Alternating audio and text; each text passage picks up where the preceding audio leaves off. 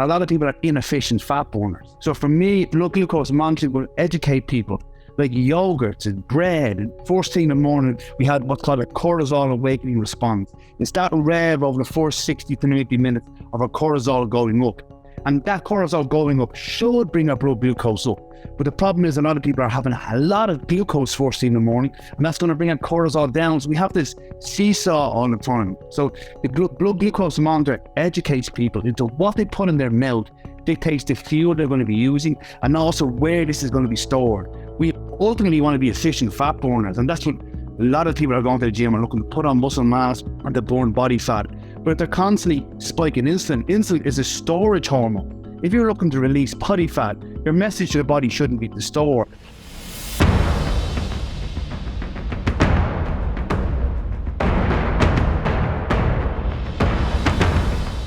Welcome to the Muscle Intelligence Podcast. I am your host, Ben Pakulski. Today's podcast, we're going to dive into nutrition. This is a doozy. This one's going to blow your mind. If you're someone who is confused about nutrition, if you're someone who wants to understand an enormous number of action items that are going to be high impact for you, and how to understand ultimately how to look at optimization of nutrition, lifestyle, and all the potential interventions that are going to help you thrive, Eoin Lacey is going to provide a ton of clarity for you.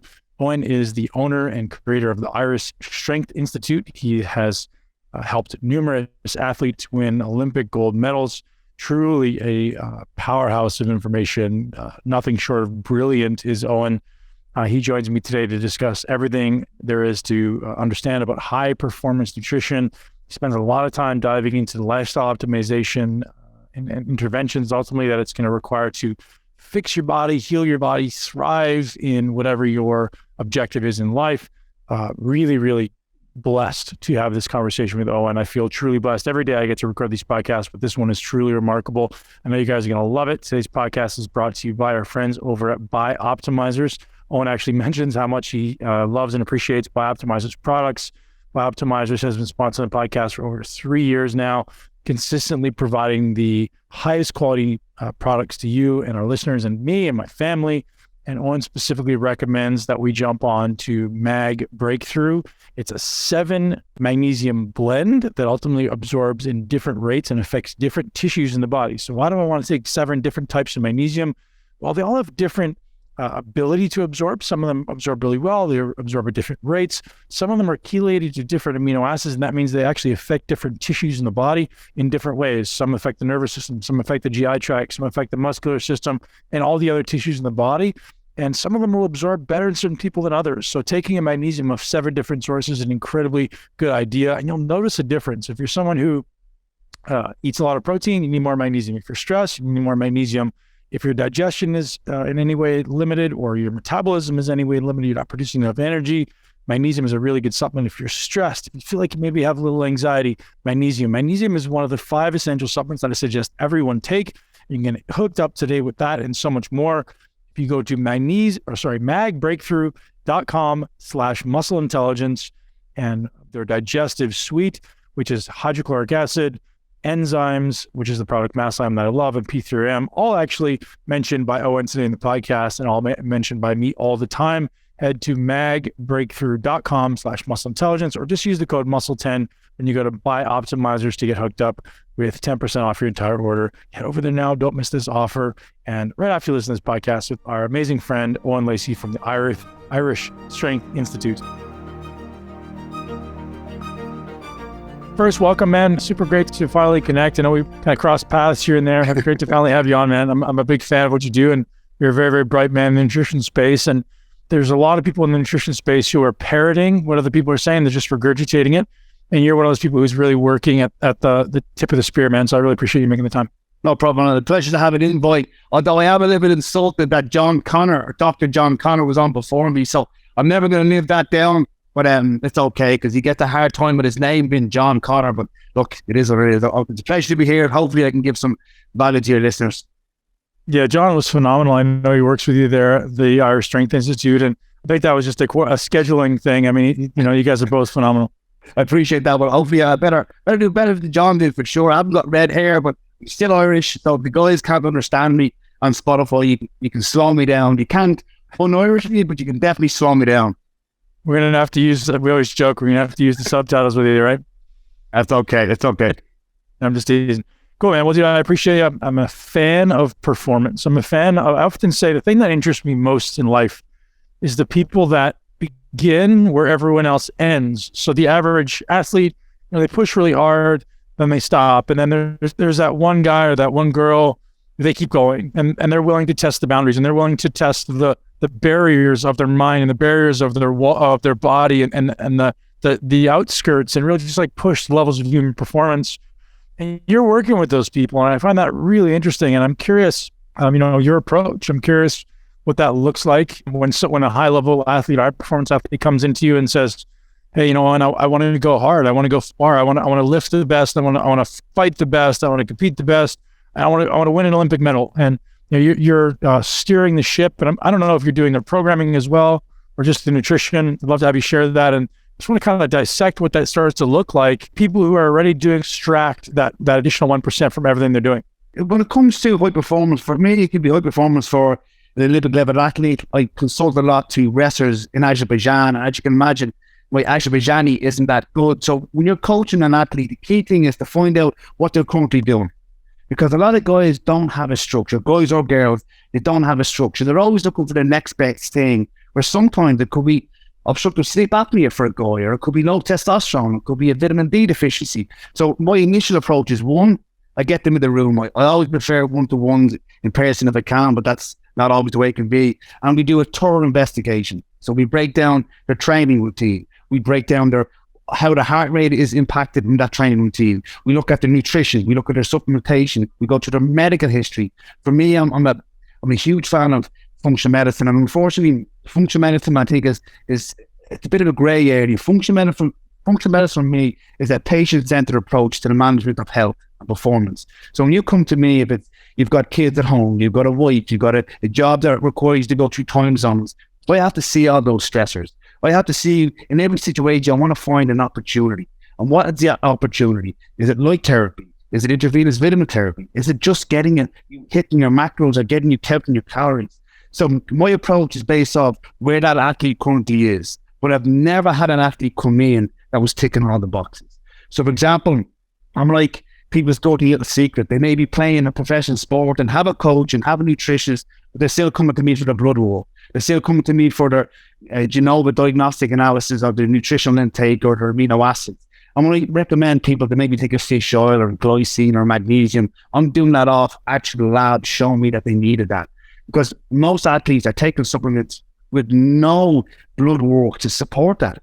They're following diet because somebody else did it, but their genetic background, their what we call the phenotype, or their genetic expression is going to be very different. So one, I do a thorough evaluation of their medical history, their diet, their training, what they're looking to do, when they're looking to do it by, and then we go through nutrition, sleep, recovery, training. We go through whatever I feel the area of opportunity is. And a lot of times I might have to bring in an osteopath, or bring in someone that specializes in hormone replacement therapy, or bring in sleep clinic. But I'm lucky enough that I've got a pretty big faculty of guys that I can lean on to help me with those people.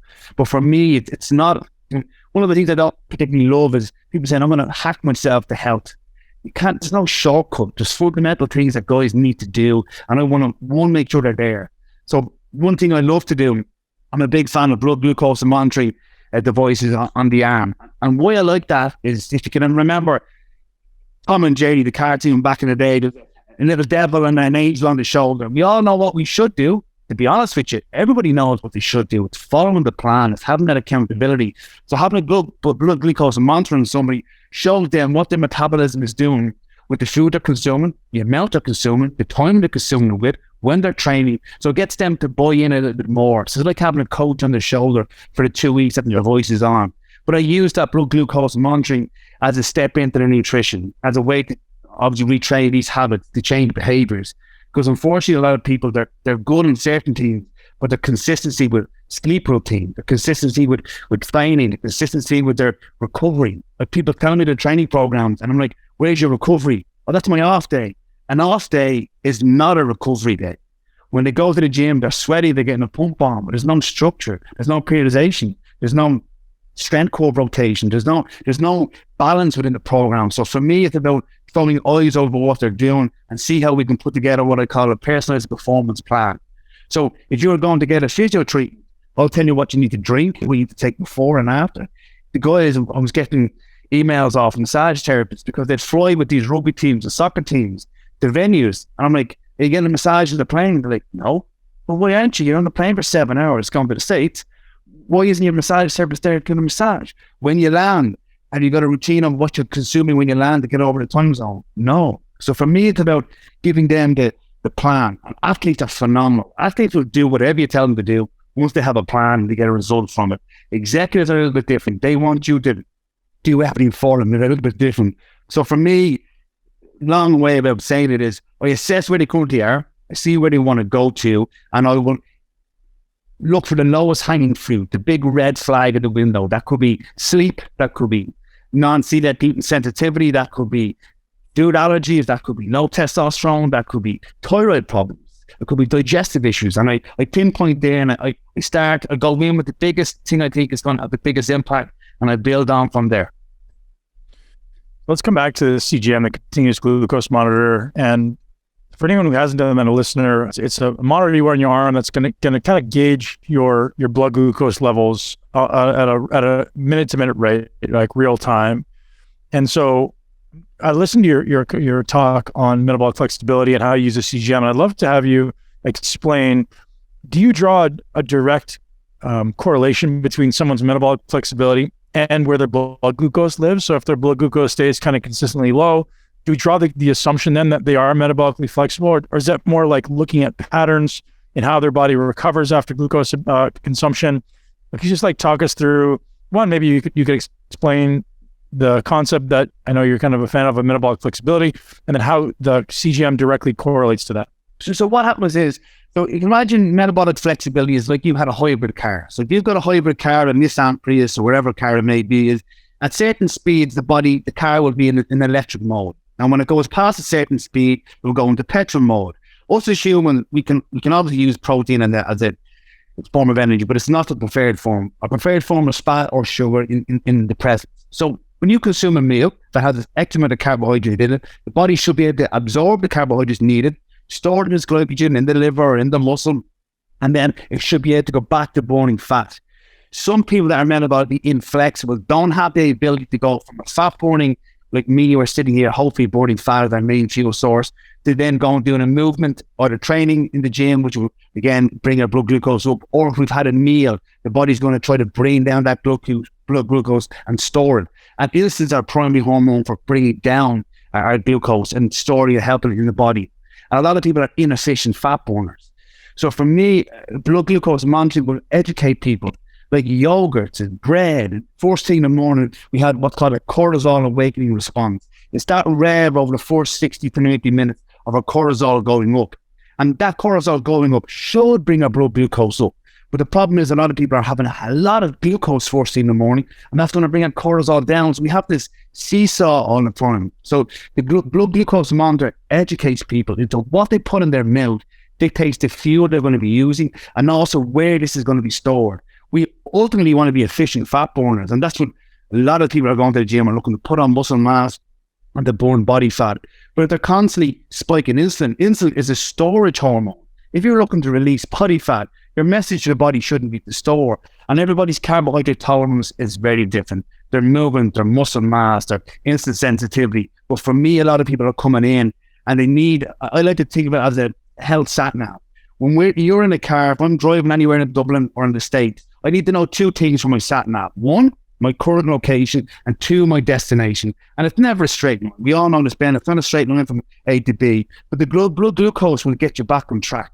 If you're having tsunami waves up and down the whole time, that's your body reacting with cortisol and adrenaline and glucagon all over the place. The body likes calm. It likes a bit of routine where it can actually use the process. You don't want to be spending your stress hormones and bringing blood glucose into control. Your stress hormones is for stress that you can't control. So for me, I want to make my people, I want to make their engine metabolically flexible for the journey ahead. I don't want the car leaking of oil and having no petrol before we go on a long journey. So enhancing someone's metabolic flexibility, I think, is a very efficient way of starting someone off on the journey, whether it be muscle mass or body composition. And we do that. Sometimes I start people off on a lower carbohydrate diet, not a no, but a lower carbohydrate diet. I basically throughout the day, within the meals, I like to maybe put the majority of carbs post-workout at dinner time. I focus on sleep. I do, believe it or not, recommend cardio to people, because when you're in a cardio zone, you're enhancing that enzymatic function of being able to use fat. And I think fitness to a certain level carries across to people who have to train for longer. So this business of don't do cardio, don't eat any carbs, and don't eat any carbs, that's extreme for me. And the clients that I have, they want results, but they don't want results next week. They want results so they can live healthier, happier lives moving forward. If they're performance-based, I'll be honest, sometimes things you do for performance, as you well know in your field, it's not always the healthiest thing for you, but you do it towards getting what your performance goal is. But from an executive point of view, get the metabolism on your side, get the engine running, get the metabolic flexibility, and then you can tweak things. But for example, one of my pet hates is, not that I'm not a fan of intermittent fasting. I think every type of diet can have benefit for some people. But if you ask the majority of people what meal they skip when it comes to intermittent fasting, it's breakfast, right? I'm like, what are you doing? So we want to get this rhythm in. Their protein intake, their fat intake is abysmal, but their calories they get in those meals. So for me, I like to give people the recommendations to fine-tune their metabolism, get the blood glucose in control, get their function, get their drive, get their energy up. And then, don't get me wrong, I'll smash people in the gym when they can, but that's not the driving force. And for me, I'll go back to my car analogy. If we're going on a journey and there's two people in the front of the car, the first two people that everyone thinks should be in the front of the car is exercise and nutrition.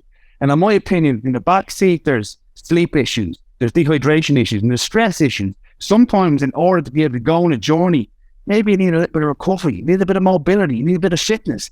So I don't think exercise extreme exercise should be the biggest focus all the time. You can always smash people 1 hour in the gym or 2 hours in the gym. It's 22 hours outside the gym or 23 hours outside the gym that they can undo things.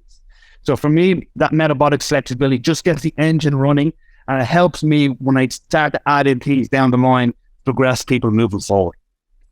So just to kind of summarize what you're saying there, someone who's wearing a continuous glucose monitor, if they're seeing a lot of drastic fluctuations in their blood glucose going way up and way down, way up and way down, the body's really not able to to gain stability. We're trying to metabolic flexibility. We're trying to look for a relatively flat line. We want that thing to be relatively stable. It goes up a little bit, it comes down, but it's pretty consistent. And we're not looking for big swings. Is that like an indication in your mind about what metabolic flexibility would look like on a CGM?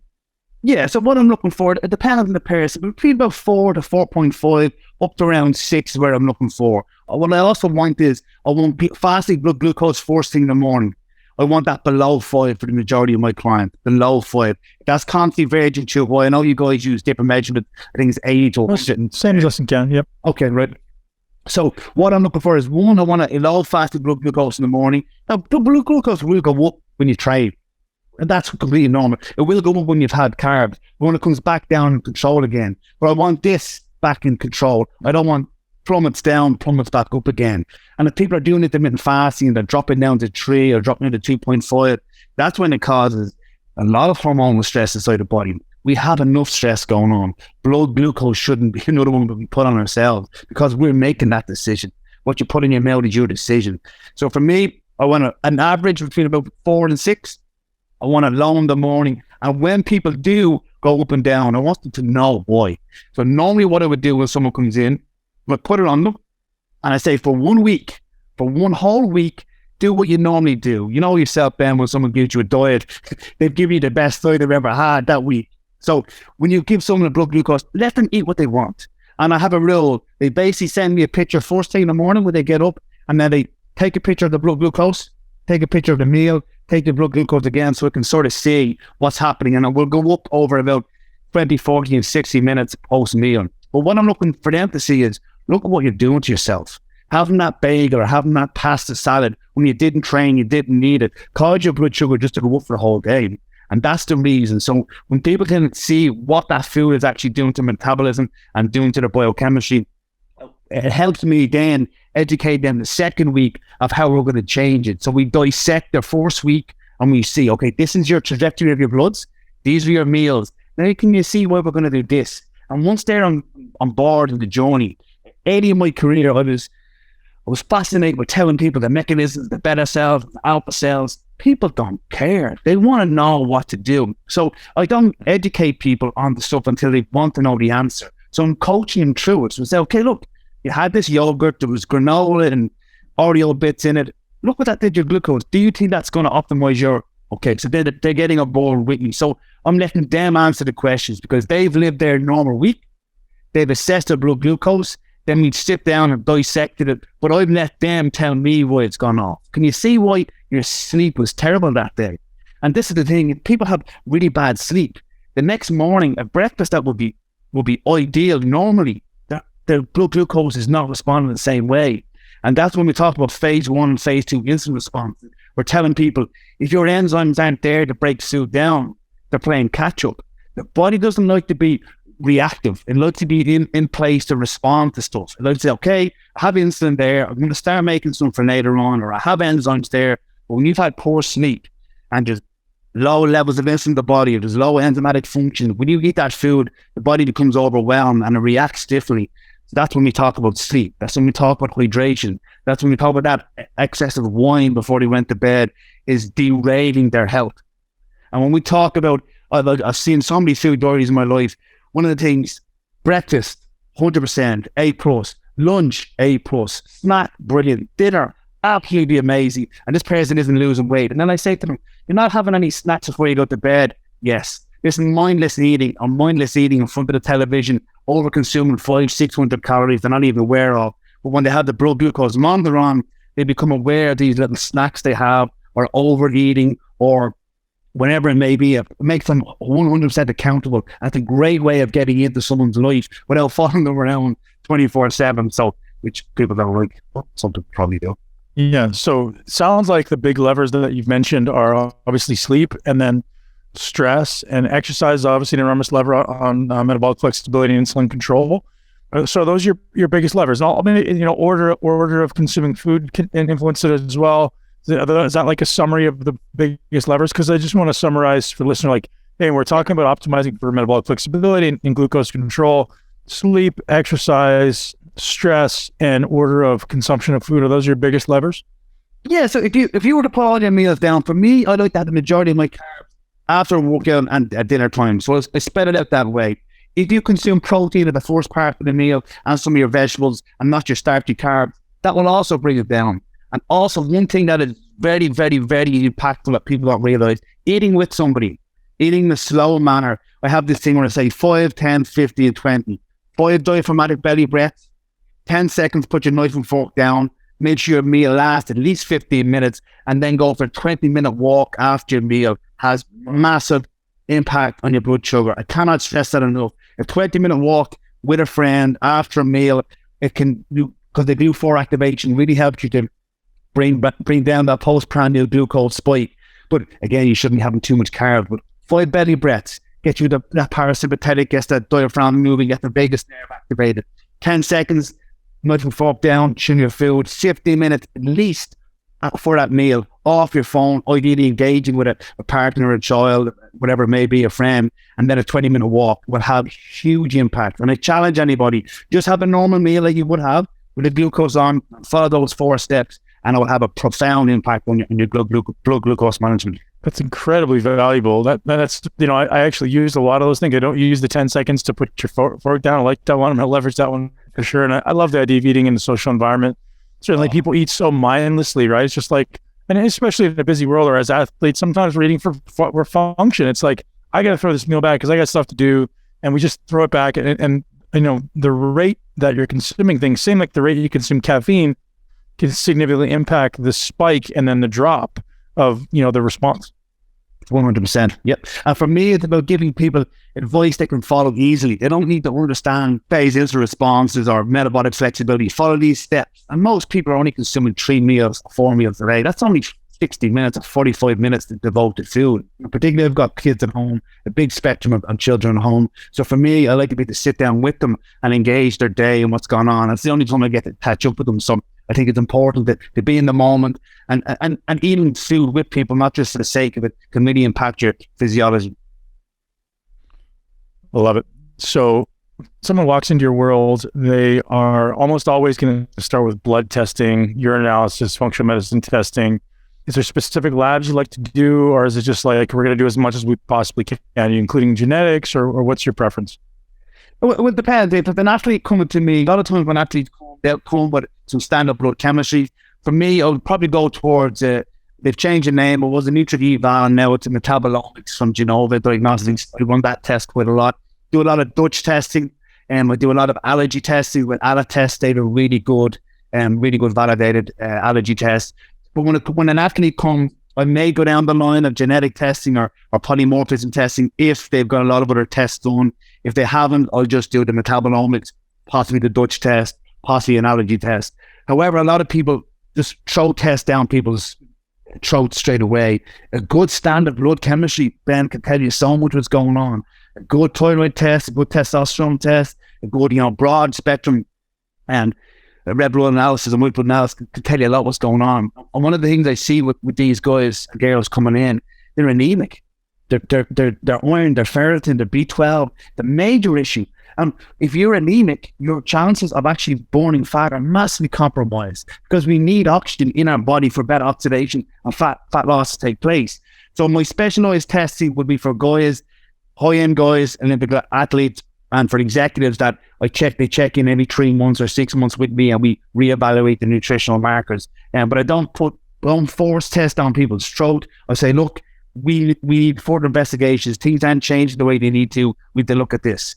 Thyroid in Ireland is a real issue for females.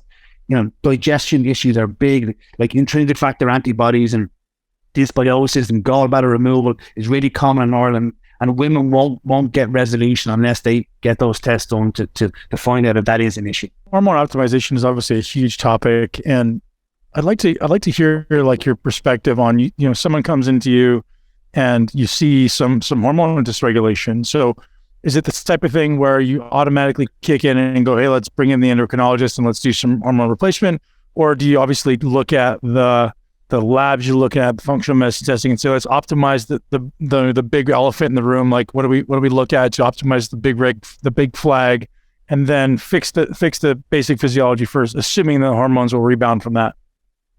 That's the tricky question. So Ed Serrano's a good friend of mine, and he's big in this world of testosterone replacement therapy, and he advises a lot of people on it. To be honest with you, a lot of people, and there's just 2 doctors that are quite close to my clinic, and they refer a lot of people to me, and they're the biggest hormone replacement doctors in Dublin or in Ireland, as the case may be. A lot of times, what he'll do is he'll identify an issue, he'll recommend testosterone or metformin or whatever it may be, or L-troxin, whatever it may be for that client, and then refer them on to me for the nutrition, for the training, for the lifestyle, for the sleep improvement. The same thing would happen to me if I bring someone in, I see they have sleep apnea, I see they've got blood glucose dysregulation, and I know they've got low testosterone. I will put a plan in place for that and then link them in. The answer to the question is testosterone on its own will not have anywhere near the possible positive impact when you do sleep, blood glucose, training, recovery, and testosterone. I've got guys, just under 100 guys now, which is one of those clinics, and the impact that it's had on them is huge. It is huge. You have one guy, and a lot of people have obstructive sleep apnea and don't even know about it. And guys out there, if you're waking up from sleep at night time from snoring, or you're stopping breathing, if you're snoring loud, if your neck is over maybe 17 inches, if you've got a gut over 38 to 40 inches, the chances are you've got obstructive sleep apnea. Your glucose, your testosterone, your cortisol is all over the place. That needs to be addressed. Now, can you add testosterone in and fix a problem? Yes. Can you go to fix the problem first and then add in testosterone?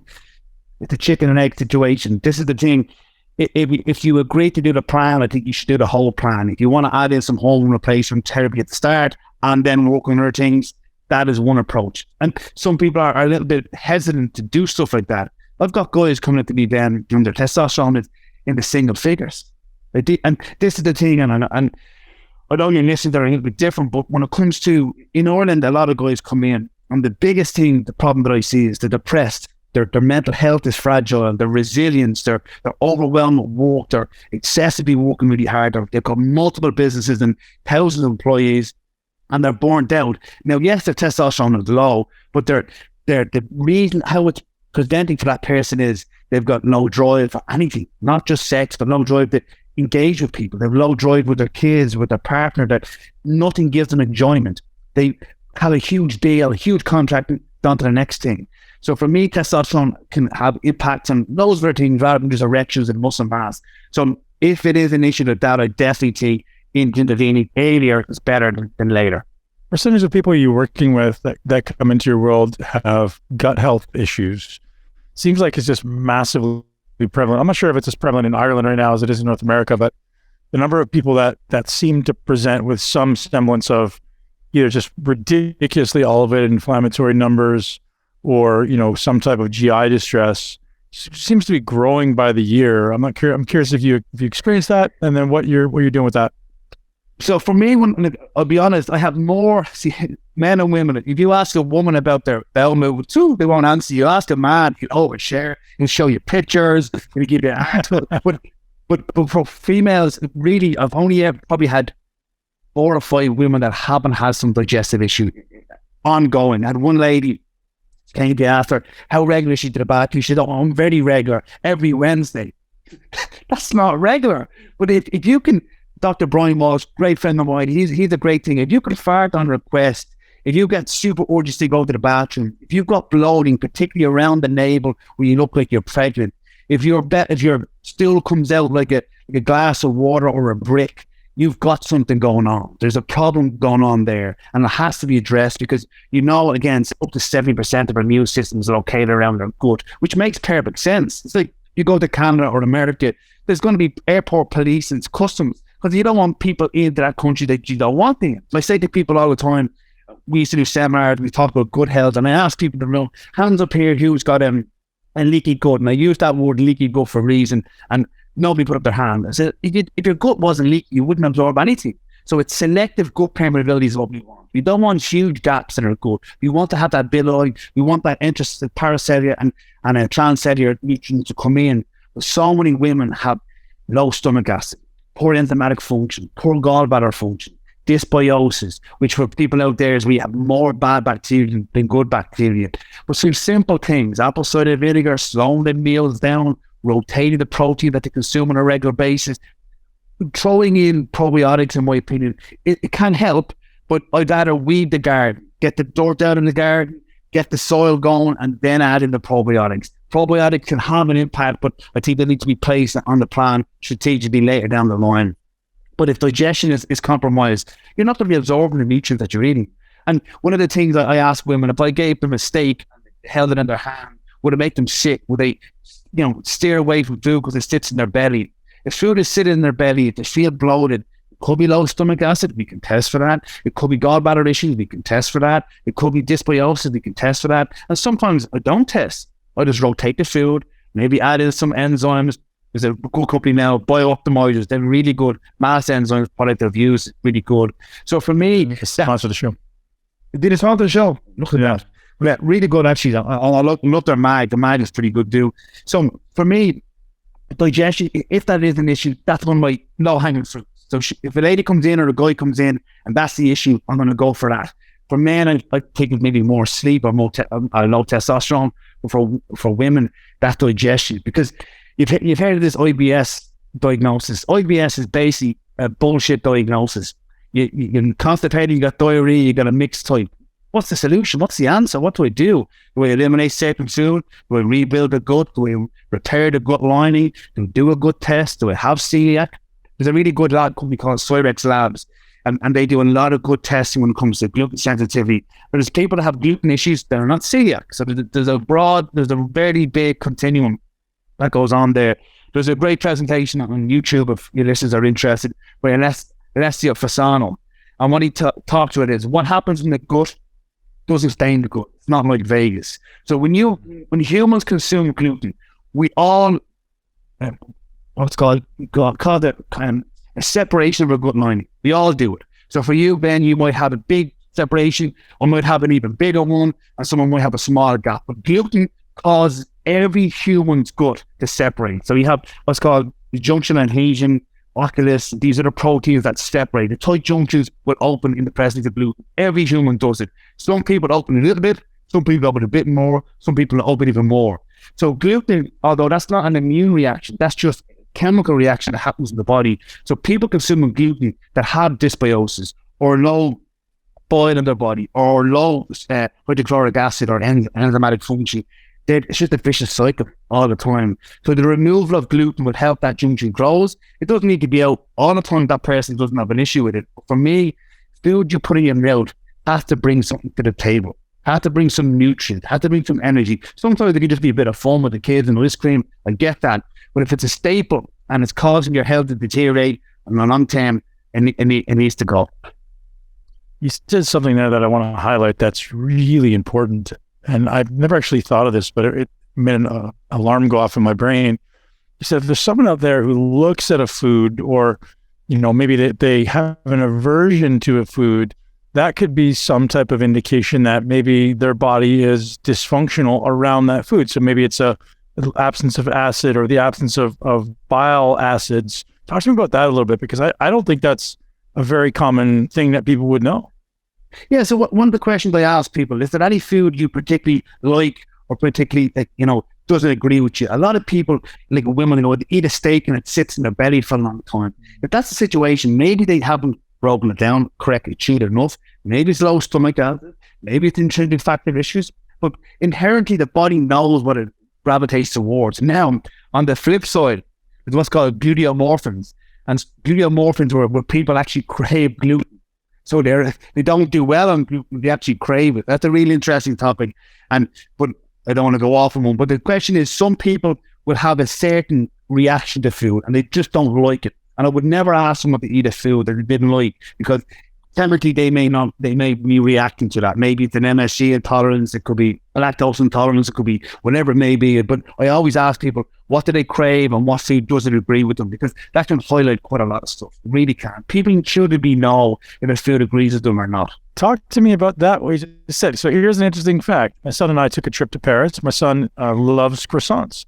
So he goes, Daddy, can we go somewhere to get croissants? So I took him to Paris. We ate a bunch of, my rule with my son is when we're on vacation, eat whatever you want and I'm going to eat with you. So we had croissants, we had pizza, we had some bread. I ate a ton of gluten. I never eat gluten. I had a ton of gluten. And then I came back and probably for, 6-8 weeks afterwards, I wanted gluten. I was like, I want to eat bread. I never eat bread. I was like, I want to find great sourdough bread. I'm going to make it myself. I was like, I've been gluten in 15 years, but as soon as I went and had like a week of gluten, all I could think about was gluten. So tell me about that. What is that?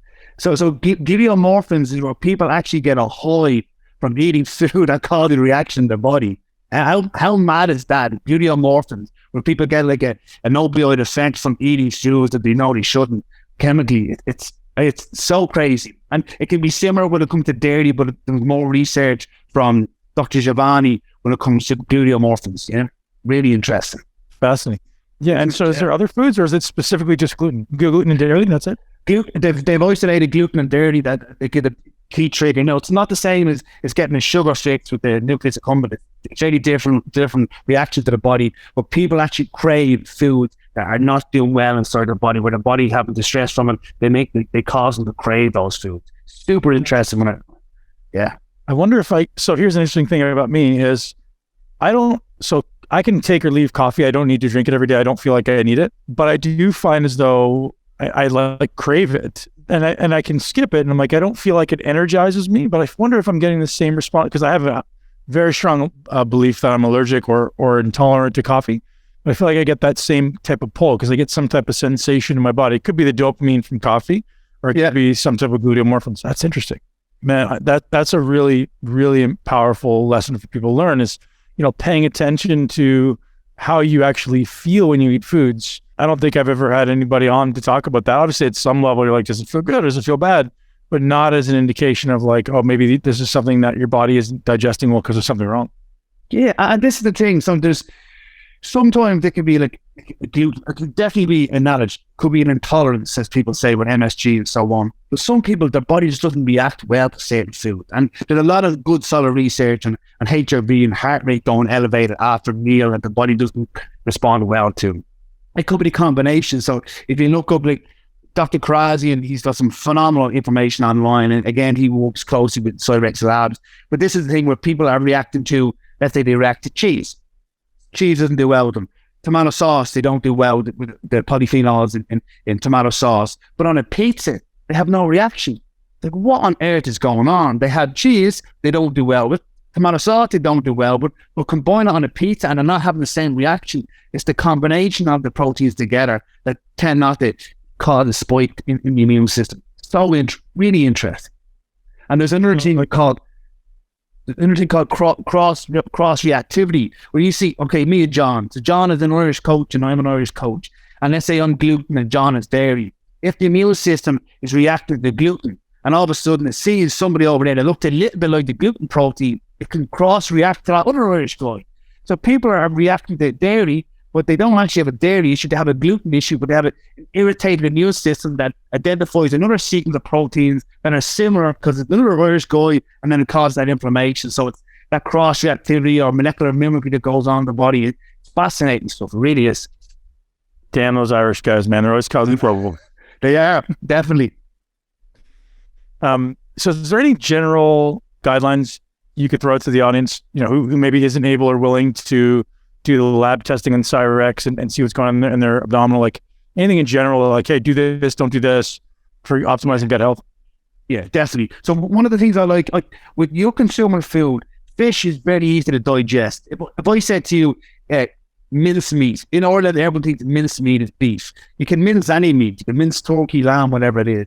So the immune system generally, not always, but generally will cause an irritation from a fuel allergy point of view to a protein. So to the protein in chicken or in beef or in eggs or dairy, whatever it may be. So it's very important we have a rotation of your proteins. So if the listeners are out there now, and if I ask them how many different forms of protein they eat on a regular basis, in order, I get chicken, I get beef, and I get whey protein. There has to be more than that. There has to be a multitude of different fish, different animals, game, eggs. And even when you're eating eggs, eat eggs in a different way, boiled, maybe scrambled, maybe poached. So in order to have good health, we need a good food rotation. Second of all, there's stuff that you can do, like that 5, 10, 15, 20 to optimize digestion. There is some good research on colostrum or glutamine for rebuilding the gut lining. So your villi again should have lots of villi on top of it, and the enzymes come in and absorb it. If you've got a lot of rust, or you've got a lot of villus atrophy, or you're shaved, even vegetables can cause an issue. I've got guys that when they eat vegetables or broccoli or asparagus, it's rust to the gut. And the reason being is it's very abrasive to the gut lining. The gut lining is as thick as your eyelid. So it's very sensitive. So it's very important to get that villi going.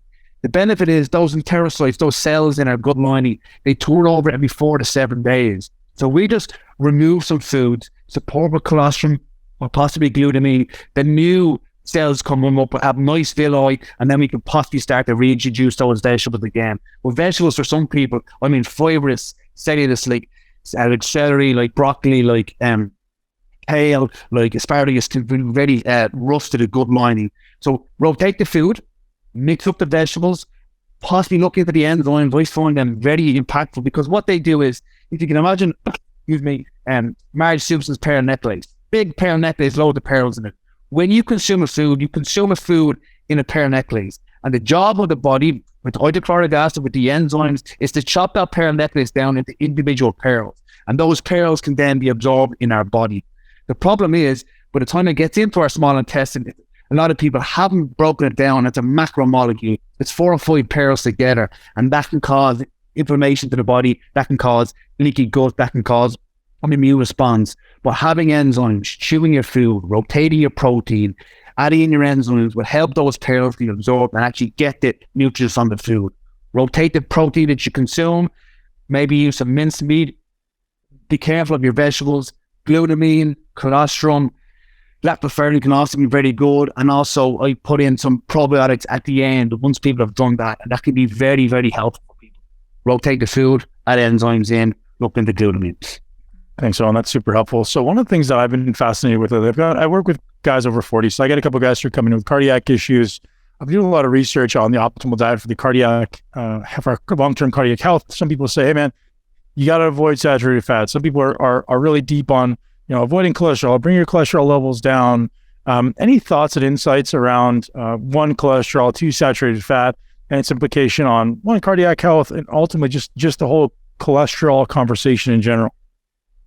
This is huge one, and this is the thing. Cholesterol as a predictor of coronary heart disease, people think it's number 1. It's actually number 14 at the moment. So it's 70%, up to 80% of the cholesterol in your body, you make it.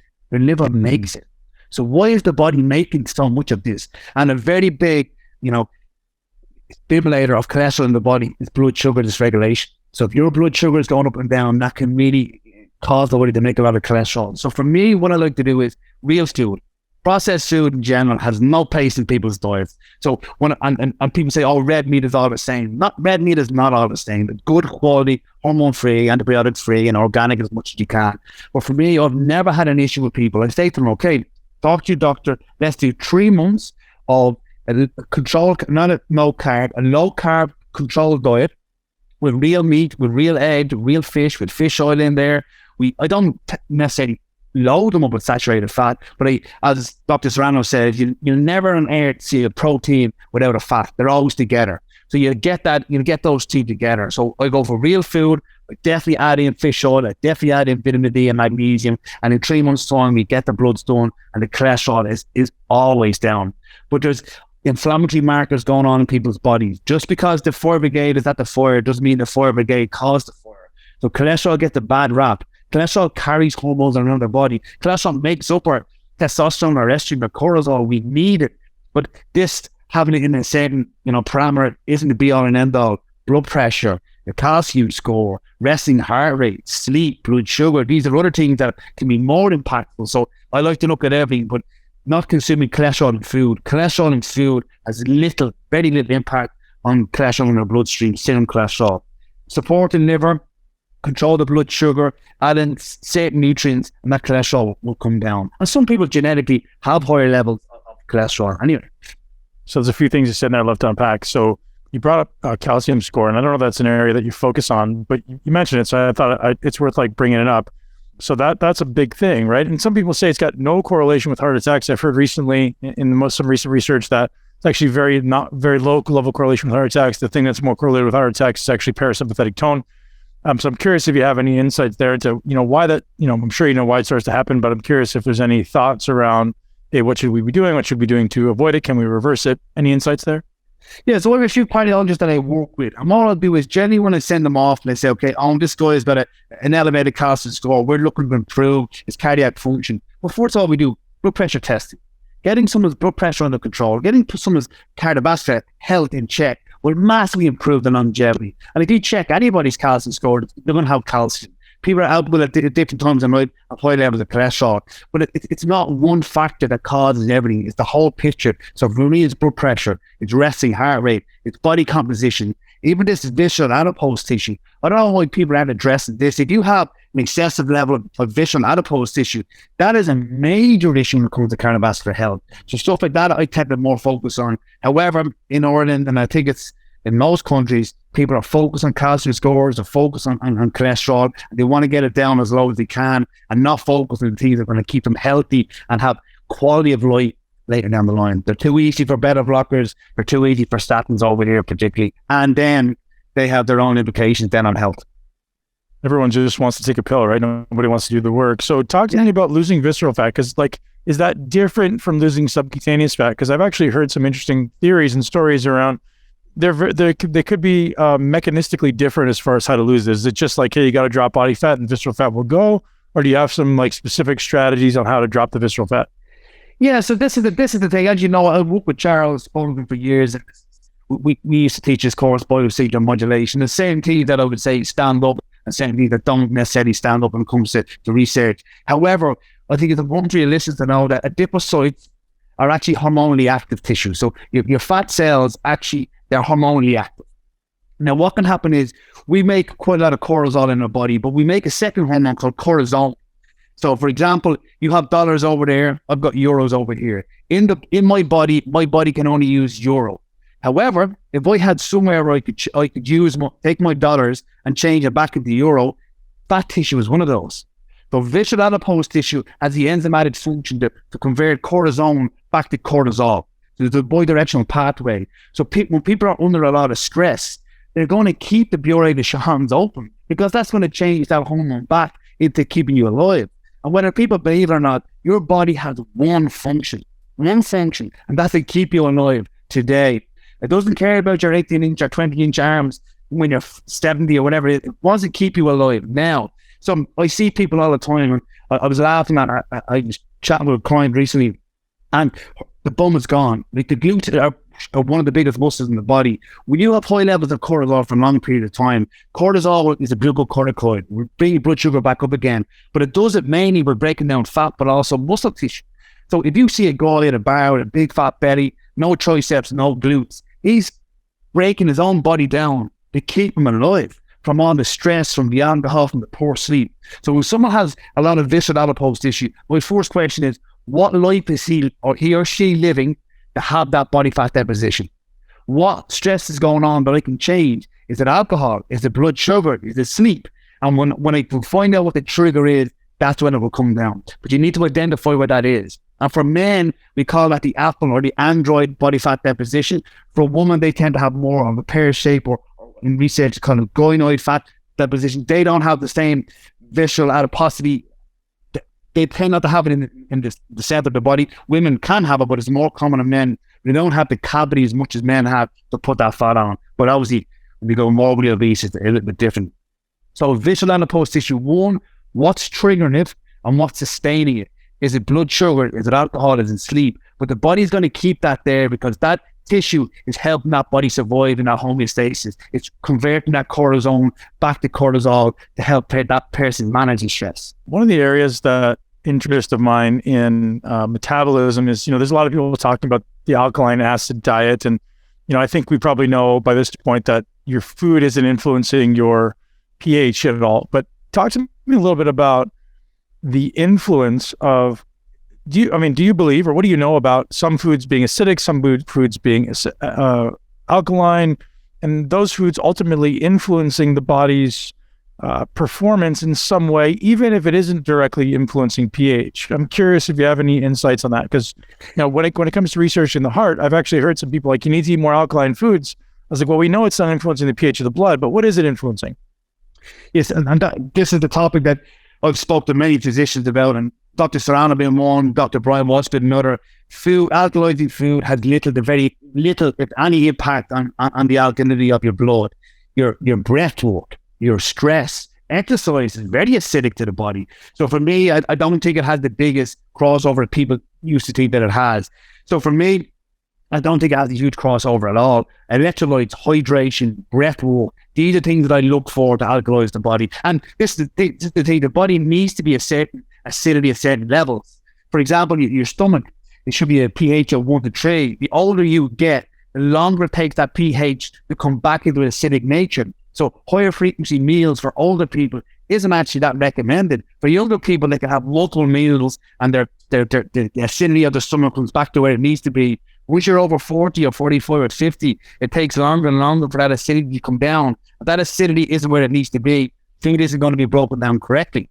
Sleep is compromised. That can massively impact on the body's restorative nature of getting the pH where it needs to be in the bloodstream. But I don't think food has as big as impact as people used to believe that it has.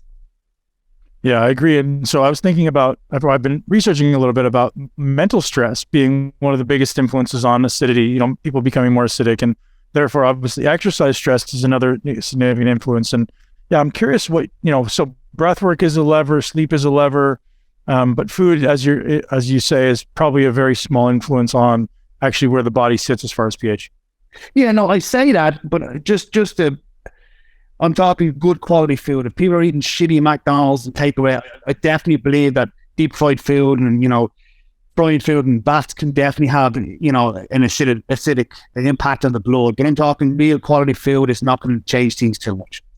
But that's important to know, because I'm curious about that. Like if I do go out and eat a burger and French fries from McDonald's, that can have an acidifying effect, or is it more of a like leaching the minerals? Like what is the mechanism here? Yeah, so there's a doctor named Dr. Mark Houston. He's based in the Hypertension Institute. And one of the things, I had him over in Ireland many years ago. I talked to him about cheat meals, what we talked about, all right? And what he said, Owen, in what people do is they eat clean all week, and then the weekend they go, hey, you guys, they have this huge cheat meal of all this junk food. He says, I've tested these people. I've done lab testing on these people. And what happens is, if you're overweight, or just start this off, if you're overweight and on the road to weight loss, every week have a cheat meal. He has seen inflammatory markers, interleukin-6 and CRP elevated in someone's bloodstream for 4 to 7 days after that cheat meal.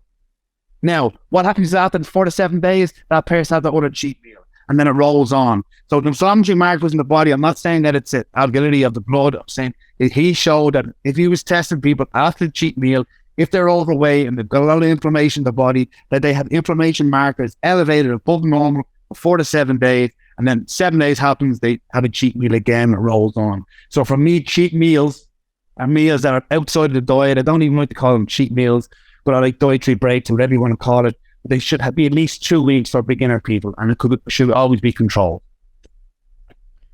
So summarize that for me. Are you an advocate of doing, quote unquote diet breaks, or are you an advocate of just like, you got to eat clean all the time? What would be your like overall kind of thesis toward caloric manipulation from good calories or not good calories? What would be for me, if someone comes in and I know that they're overweight and they're metabolically flexible, I'm looking for at least a 2 to 4 window period of them not breaking the diet. Then once that is gone, they can break it every week or every second week with something that's off the food plan. I've no problem with that. The only issue is that people go 5 days clean, 2 days off, no results. And I like it when they be able to have food that is not necessarily on the food plan to keep them mentally focused. Otherwise, they get taste fatigue and brain fatigue. But initially, to start them off, like I say to them, you've been eating crap food for 40 years. Give me 2 or 3 weekends without having some shit food. It's not a big question. It really isn't. Man, I was just about to say that. I was like, can you think of the what we're saying as like it's an enormous deal for someone to go 30 days without eating shit? That's just mind-blowing to me. Like you can't do it for 30 days. It's just like, I'm not saying like starve yourself and don't eat anything. Yeah. Just not avoid hyper-palatable foods that are, setting off your brain's dopamine centers like a slot machine. Yeah.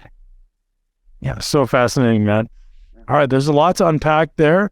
So someone who is looking to optimize performance, do you have I know you said, the first month you want to have a relatively clean diet.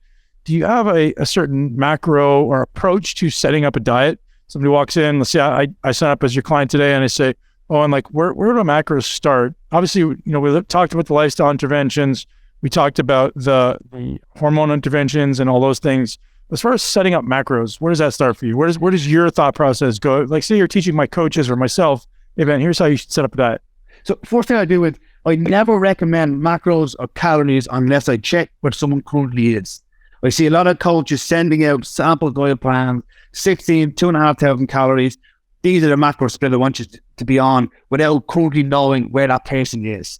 If I said to you, Ben, I want you to drink 4 liters of water a day, and let's say you're only consuming 1 liter yesterday, you'll be in the bathroom all day. You can't do that. The body is very clever. But what I do is I find out where people currently are, what the caloric intake is like, what the macros is in like, and then I start off from there. Some people, honestly, I find a lot of people don't eat enough protein and the fat is all over the place. Carbohydrates, they tend to be eating a lot of carbohydrates. So we have a very simple approach called the ABC approach. The adequate protein. What's adequate protein? Adequate protein will sustain your muscle mass and support you putting on more muscle mass if that's what you want. B stands for balancing your fat intake. What's your omega-3, 6, and 9 like? What's your fish oil intake like? What's your GLA, CLA? What is that intake like? What's your nuts, avocado? What's happening there? Because I want that to help sustain or prolong the balance of your blood sugar. And C is your controlled and cycled carbohydrates. What carbs are you eating? When are you eating them? How are you timing them? How are you pairing them to your workouts and to your sleep? And that's where I initially start. Find out what they're currently eating, what the calories are, what the macros are, and then I build then into what's going to be a long-term sustainable plan. People don't apart from bodybuilders and physique athletes, and my guys are cutting weight, I'll get them to count calories. But roughly, I want the guys to be able to follow a plan without too much brain power. Every meal, what it should have every single time.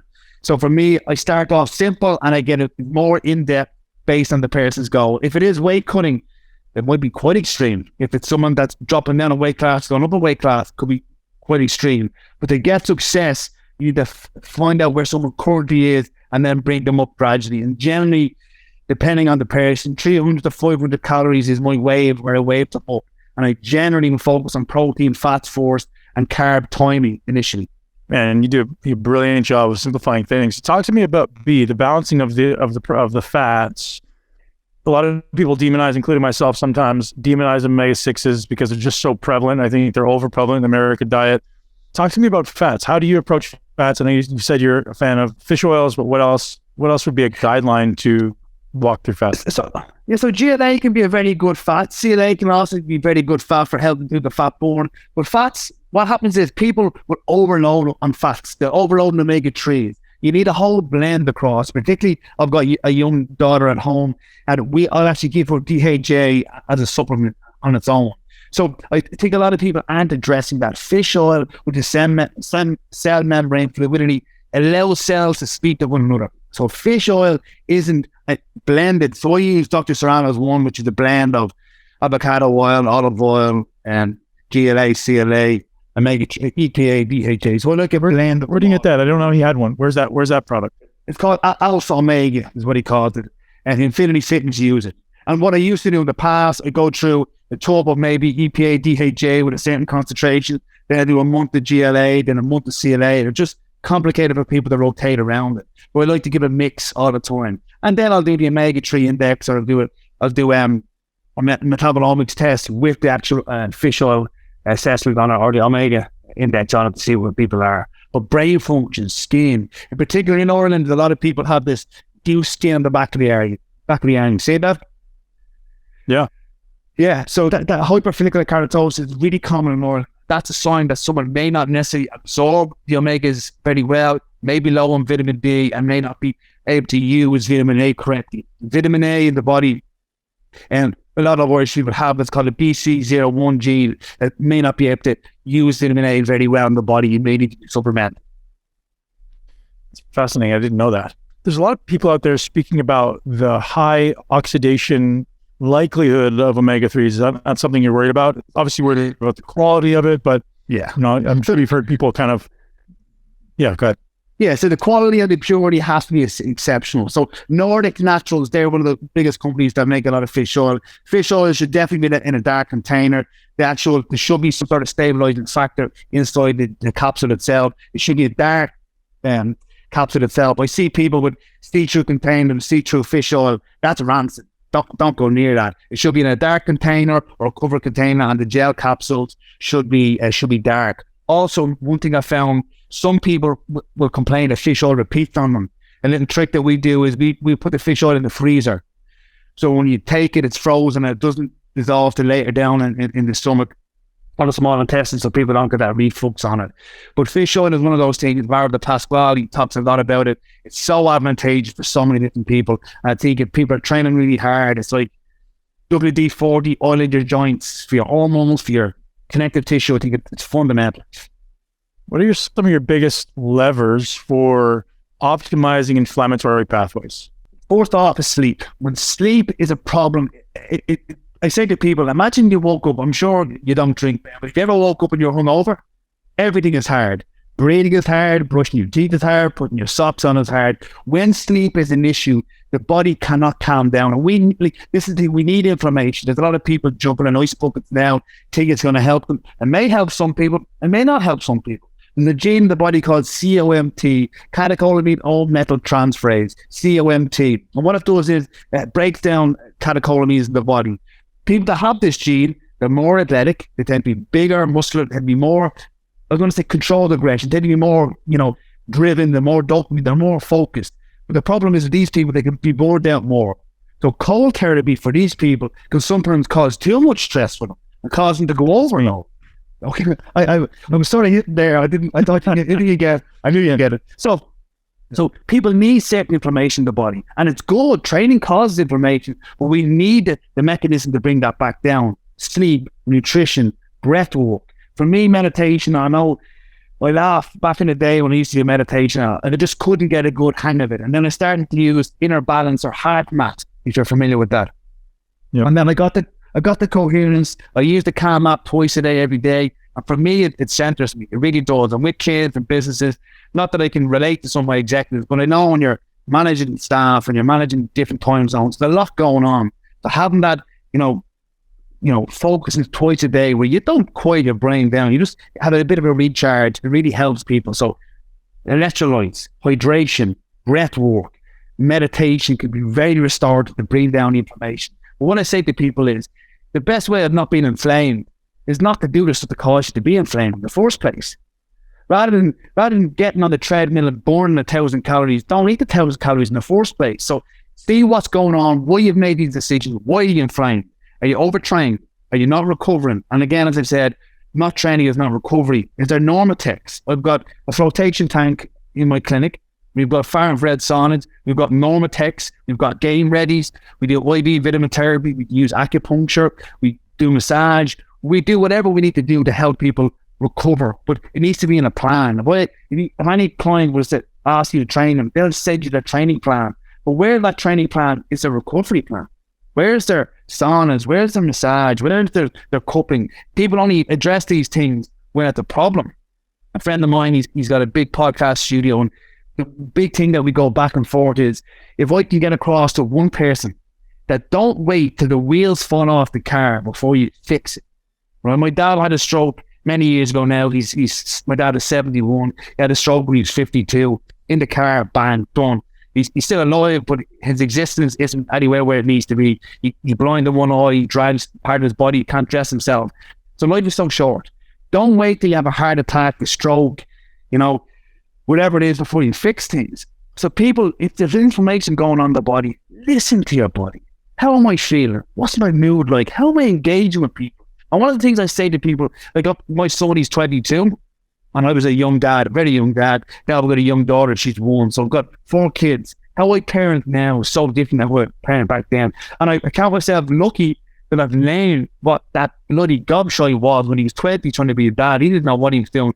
This gobshite doesn't know either, but he's a little bit better. So every time you're in a situation, you have an opportunity. Well, why am I inflamed? Am I overtrained? Am I engaging with people? Am I talking over people? Am I listening to people? Sometimes people just want to be listened to.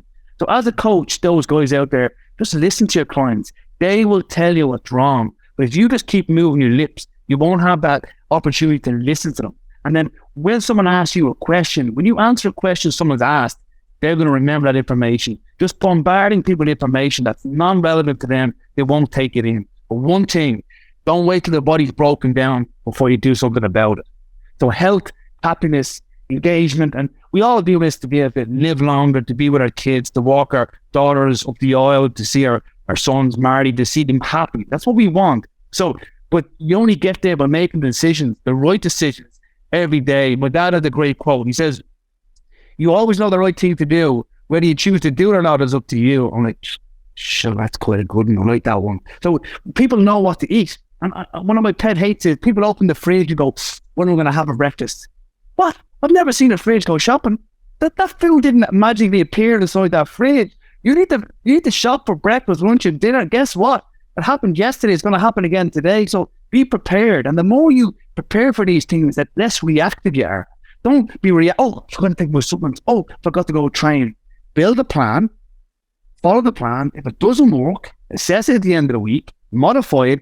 And this is the thing. If something's going wrong with your car, Ben, or something's going wrong with your tooth, you're going to go to a dentist. You're going to go to a mechanic. Clients out there, don't think you can do this by watching something on Instagram. Go to a coach. Let him help you. Invest in your health. Invest in your well-being. For not only you, your time with training, but the results that you get. One sweet doesn't give you a cavity. They're doing squats wrong one day at the gym are not going to break your back. A few years down the line, you have no cartilage, your medial meniscus is fucking chopped in half, your cartilage, your ligaments are all over the place. You can't go back then. So reach out to people, get a plan that's for you. Get a plan and check in regularly with people so you can modify to make sure you're getting toward your destination. People think going to the gym and sweating or getting a pump on, they're getting healthy. That may be, and we're going, that's something now we talked about, the wrong direction. Reroute, get back on the track all the time so people can actually enjoy your lives and be better. Because I think with COVID and all the crap that went on, people tend to be, keep everything to themselves. Help as many people as you can, That's my soapbox. I apologize. I could talk to you on nutrition all day, man. This is so useful. I think you have amazing insights. You're obviously a very, very gifted teacher. I want to be respectful of your time. I would love for you to share where our audience can either reach out to you personally, reach out to the Irish Strength Institute, or maybe learn from you more. Man, again, I'd love to invite you back on soon. So I have I'm 42 now, Ben. So I decided when I was 40 to get onto social media. Before then, I wasn't on it at all. I don't know whether that's to the detriment or not, but I just didn't. The people that was around me, the people I coach. So I now have a website called eoinlacyeducation.com. And I actually have an offer for all your members, our listeners today. Ben Turpey gives you 30% off any of the courses online. If the courses are valuable to you, brilliant, look them up. If there's any questions you guys have for the podcast, feel free to give me a DM on Instagram at Eoin Lacey Education. But thank you so much for your time, Ben. I really appreciate you have me on, and hopefully your listeners can slow me down and get some value from the content. Man, you're truly a phenomenal educator. Your understanding of the information is very, very evident, man. I really appreciate you making the time. No problem at all, Ben. Thank you so much. All right, ladies and gents, boys and girls, that's a wrap. I told you that was a doozy. That was a big one. Eoin is very, very experienced, truly one of the leaders in nutritional optimization in the world, not just North America, certainly not just in Ireland. This guy is definitely one of the resources that you want to listen to. Don't forget to head over to his website, which is linked in the show notes at muscleintelligence.com. Head over there to get that, links to all of the things we talked about today in the podcast, as well as all of the sponsors that exist in the Muscle Intelligence community. You can also head over to Facebook and follow us on the Facebook group. I would love to have you join me in there. If you want to interact with me personally, if you want to send some comments, some feedback, some information, if you want to learn from me or the team, head over to Facebook and join us there. And then also head over and support our sponsors at bioptimizers.com. That's BIOPTIMIZERS, bioptimizers.com. And you can pick up Mag Breakthrough, Masszyme, P3On, Capex, all these incredible products. And they've now got a new suite of nootropic products to help you optimize your mind and think like a champ. Ladies and gents, thanks for being here. Eoin, thanks for being here. If you're listening, appreciate you, man. That was incredible. And ladies and gents, I hope to see you again soon on the Muscle Intelligence Podcast. Don't forget to subscribe. You don't want to miss an amazing episode as we drop them every week.